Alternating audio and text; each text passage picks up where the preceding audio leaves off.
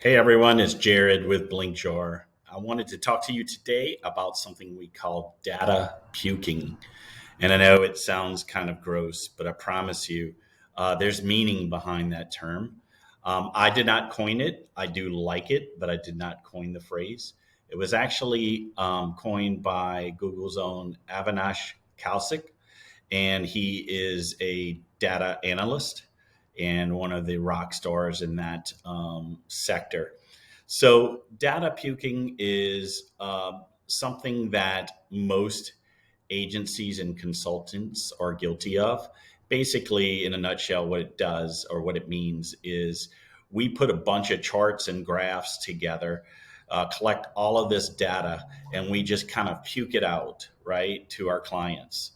And it's just a bunch of charts and graphs. It's like Tokyo at night, and no one really knows what they're looking at, right? There's no translation, there's no interpretation, and it's just a bunch of numbers and graphs. Um, the other thing that data puking signifies, or what people are guilty of, is just sort of reporting what you can see there on the page.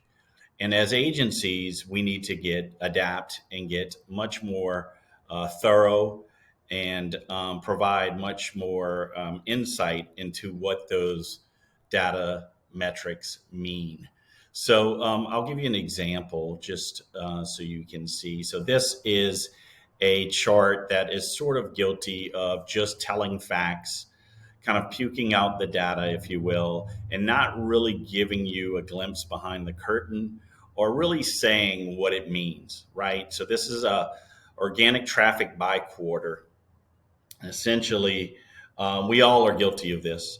We sit here and we say, first quarter 2022 produced 10,278 organic visits to your site. It was the highest organic traffic quarter to date. It produced more organic traffic than the previous quarter, and it produced more organic traffic than the same period last year. Full stop. So, what you're doing is you're showing a client or the end user a graph, and you're not really interpreting that graph for them. You're just saying, here are the numbers, here are the metrics, this is what it's saying. For the most part, people can understand that by just looking at it, right? They don't need you to regurgitate that information to them. You're really not providing them with any value. What I like to say is what we need to do a better job of is saying, that's great. Now what? What does that mean? What do I do with this information? And that's where storytelling comes into place. This is the same chart, but rather than just repeating and showing clients things they already see and they can already tell by looking at the graph, we give them a glimpse behind the curtain so that they can see, what does this mean for me as a business owner? What am I supposed to do with this information? And that's the land of milk and honey, folks. So you say organic traffic is up 20% versus period and 26% versus previous year. Content centered around footwear logistics was the reason for that increase. So you're telling them, this is why you had an increase. We found opportunities to rank for featured snippets centered around soccer cleat logistics.